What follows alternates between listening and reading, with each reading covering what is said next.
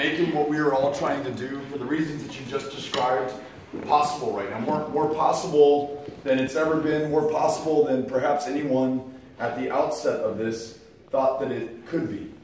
So grateful to you all for taking some time, bringing some support to this campaign, ensuring that we have the resources to travel to each one of these 254 counties, listen to and work with everyone that we want to serve and represent in the United States Senate.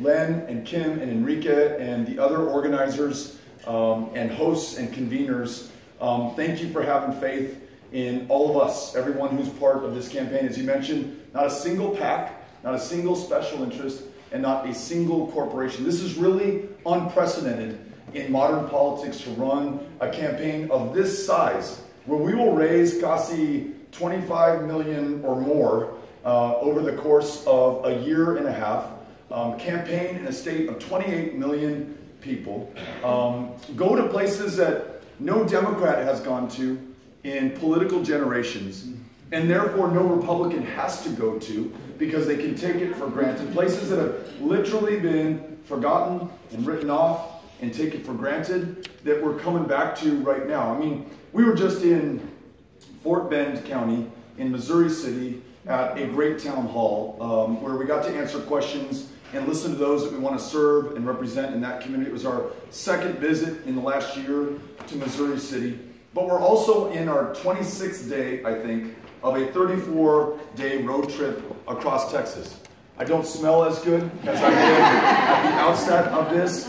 We're a little bit, we feel where we've been in both the best of ways and also just feel the miles. We're over 5,000 miles so far on this trip that has taken us to some of those beautiful stretches of Texas highway imaginable. The road from my hometown of El Paso, where we kicked off at the end of July with a Mariachis y Menudo event, to Fort Davis, where we had our second town hall just of this 34-day kick under this beautiful sky in West Texas, with more than 300 people who'd come out from Fort Davis, but also who drove in from Alpine, who drove in from Presidio. Republicans, Democrats, independents, folks who've given up on voting, just thought it didn't matter. But given what's at stake, what's on the line, we're going to make sure that they were there at that moment, at this time, for themselves, their families, but also for all of us and for the generations that follow. And really, that's been the story every single stop since. The next morning, we were in Fort Stockton for our second visit of the campaign there. We were in Pecos. We went to Odessa, Texas. And Odessa, Texas, this was our fourth or fifth town hall in the Odessa Midland area. Packed house. People from all walks of life coming out and coming together. From there, we were in Seminole, Texas the next morning. And this is a true West Texas, or as we say in El Paso, East Texas phenomenon out in this part of the country. I went for a run, got up early, left the hotel room. Amy, my wife, was traveling with us. And running down just this beautiful residential neighborhood, maybe not too unlike yours. Maybe not as green, further west and a little bit more arid. And there was nice home after nice home, manicured lawn after manicured lawn. And then there would just be a lot with a pump jack in it, just pumping away. And then another home and another home and another home, and then a pump jack there as well. And so, as you can imagine, Seminole, we talked about energy issues. We talked about farming and ranching. A pecan farmer came to that meeting and he stood up and he said, with this trade war that's going on right now, with these tariffs that this president has imposed, the reciprocal tariffs on the pecans that we're growing here and that I'm trying to sell to the rest of the world, the tariffs just went from 7% to 40%. They're no longer buying the pecans from West Texas. And he said, listen, I know that trade wars eventually end. I know the tariffs will ultimately go away. But those markets that I'm selling into, they will find new places from which to buy. And there will not be a market for me anymore. I talked to the cattle ranchers. I talked to those who are farming cotton and wheat. Cotton in Lubbock, Texas, the largest cotton patch on the face of the planet. Sorghum and soy, you name it. There's not a state that's going to be hit harder than this one. And to know that by the numbers and the statistics and from the economists is one thing. To meet the farmers and growers and families and human beings whose livelihoods depend on our connection to the rest of the world is something altogether different. To go from there to Lubbock, Texas, to Muleshoe, Texas, to end the day in Amarillo, Texas, to go to Abilene, Texas, which if you've been there or are from there or have family from there, you know that it is believed to be the most Republican community, not in the state, but perhaps in the country. And we joke, so Republican, so red, you can see it glowing from outer space as it the earth.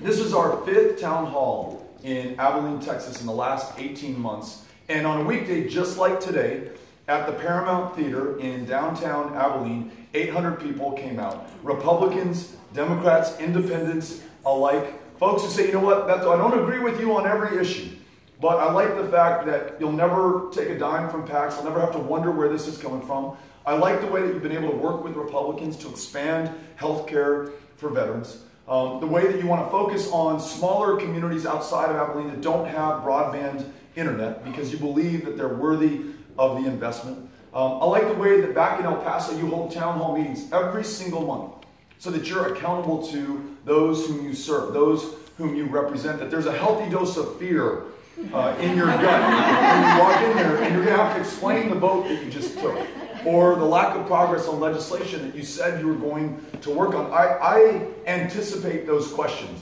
and that accountability that's made me a much better representative than I would have been otherwise. I want to run, and we are, and I want to serve, and I will, in the United States Senate in that same way. And we're trying to walk the talk right now during this campaign. So from here, we'll hold a town hall in Spring, Texas. And if you've been to one of our town halls, anyone can ask any question, can level any criticism at me, and people do. But those are questions that, again, are going to make me, hopefully not just a better candidate, but a better public servant. The issues that people are raising, healthcare in what is the least insured state in the country. The Harris County jail system that I just visited yesterday, got to tour the jail, got to meet some of the inmates, is the largest provider of mental health care services in the state of Texas today, the Harris County jail system. They have more inpatient mental health care beds than all of the mental health care public hospitals in this state rolled up and combined. 27% of the 10,000 inmates are prescribed at least one psychotropic medication, and it costs the Harris County taxpayer upwards of $400 per day per inmate. And I'm meeting families who say, that brother of mine, that dad, that younger sister gets arrested on purpose, cannot afford health care, cannot have their schizophrenia treated in a clinic, and so goes inside because that's the only place that they can receive care. So going from the least insured state in the country to the state that leads the way on guaranteeing, ensuring that everybody can see that doctor or that therapist or receive that medication, not just so that they will be better, and they will, and that's compelling enough for me, but so that all of us will be better, because when you're well enough to finish your education or work that job or pay your taxes or start a business and hire other Texans, all of us will benefit from what you are able to do. So leading the way on guaranteed universal health care is critically important. Making sure that every child in every single one of these public school classrooms, where we still educate 90% of the kids in this country, in this deeply divided, highly polarized land, this is the last common place that people come together and have a common conception of what it is to be American. Making sure those teachers can afford to teach when very many of them are taking on a second, sometimes a third job. Ensuring that they can teach to the child and not to a high-stakes standardized test. Making sure that when they retire, they can live a life of dignity in a state that has not paid a cost of living adjustment for retired teachers in 13 years. So as their cost of living goes up, their real income declines every year. And then we just doubled their health care costs in this last year. And I'll tell you what, no joke, we were knocking on doors in McAllen, Texas, met a wonderful young woman who runs a business out of her home to help pay for the college education of her 3 daughters, all of whom want to be school teachers. None of whom, if she has her way, will be school teachers. She fears that they will not be able to make a living. She's seen what's happened to those who are a little bit older than her, who are trying to retire on a teacher's retirement. And so our ability to attract the best and brightest in that classroom is compromised. Again, not just doing the right thing for the moral reasons or to be a more just country, but for our own self-interest in making sure that our kids and our neighbors' kids get the education they need to live to their full potential. Maybe last point that I'll bring up that seems to be common, regardless of where we are in the state, is everything connected to the fact that this is the most diverse state in the United States of America. This is where America meets the rest of the world in the most profoundly beautiful way that I can think of. I say that as a lifelong El Pasoan, a community where Amy, my wife, and I are raising Ulysses, who's 11, Molly, who's 10, their little brother Henry, who's 7, in the same city that I was raised in, going to the same great public schools, in the largest binational community in the Americas. And it may very well be the largest binational community on the planet. 3 million, 2 countries, 2 languages, come together in this one place where they are joined, not separated, by the Rio Grande River and the Chihuahuan Desert at the foot of the Rocky Mountains in the Mountain Time Zone. Geographically and politically isolated from so much of the rest of the world, certainly from the centers of power, and yet we've created something far greater than the sum of the people or the parts in that place. And El Paso also happens to be one of, if not the safest cities in the United States of America today. And I tell my colleagues in Congress, not in spite of the fact that a quarter of those that I represent in Congress were born somewhere else, because of the fact that people chose us. They left their life, their home, their culture, their language, their family very often to come here to do better, but also to make sure that we do better. And we are by their very presence. And so we can be against, as we should, taking kids from their parents when they're seeking asylum. We can be for, as we are, reuniting those kids, hundreds of whom still have not seen their parents months after being taken from them. Parents who in some cases have been deported back to Guatemala and El Salvador and Honduras, the very countries, the deadliest in the world today, from which they fled in the first place.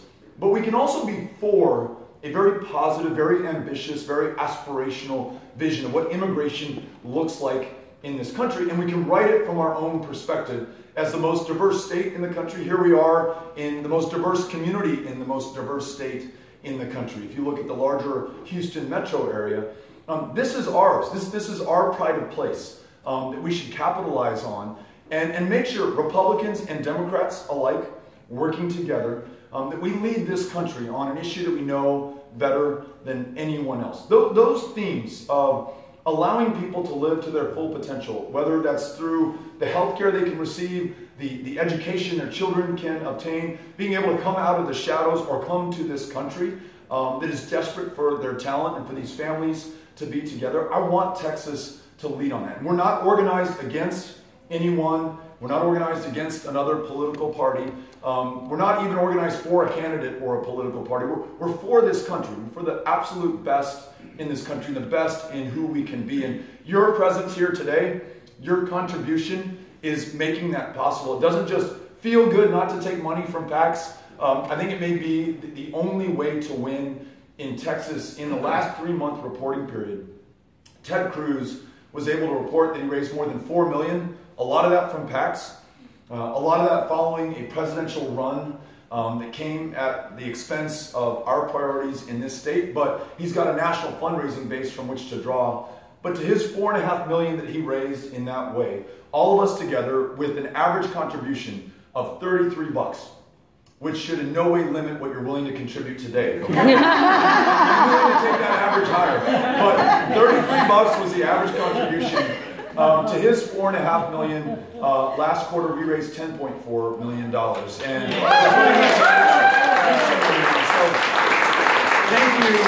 thank you for being here, for being with us, allowing me to be with you, and for doing something that we're going to be proud of, not just winning an election, but delivering on these really high expectations that we're setting for one another, and doing it together at a time that this country needs us to come together. And so, if it's okay with the host, I'd be very happy to answer a few questions, get your suggestions. Many of you have been with us from day one, even before day one when you first invited us out to the Woodlands. Some of you I'm meeting for the first time. Would love to get your thoughts on how we're doing, how we can do a better job, or questions that you might have on policies or priorities that are important to you. So I'll turn the floor over to you and just answer questions as I see hands go. We'll take some questions and then we can take pictures afterwards. Yes, I'll go here and then I'll come back here. Beto, I naturalized last year and I'm going to be proud to vote for you this time, the first time in the general election. Thank you. When I joined your campaign to volunteer, immigration wasn't my top priority. I was doing it for my kids. But increasingly, the things that are happening